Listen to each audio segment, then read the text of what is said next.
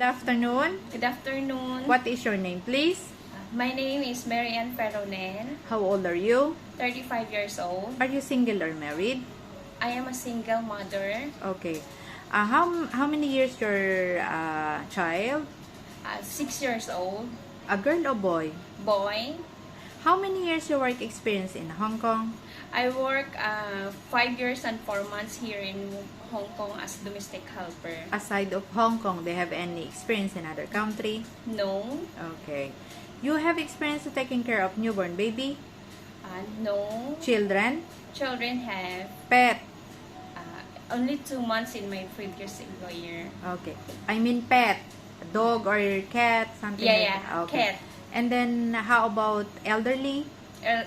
Yes, elderly, yes. It's a healthy or disabled? When I came to his home, healthy, 92 years old. Now he is 95 years old. But then now is Yeah. disabled. Bumabalik Paralyzed. sa hospital. Paralyzed, Not paralyzed. but not unhealthy. Not Okay. unhealthy. Always come back in the hospital. Okay, ate. You can speak Cantonese. Just a little bit. You have credit in the bank. No. Got serious illness, allergy, something like that. No. Okay, thank you.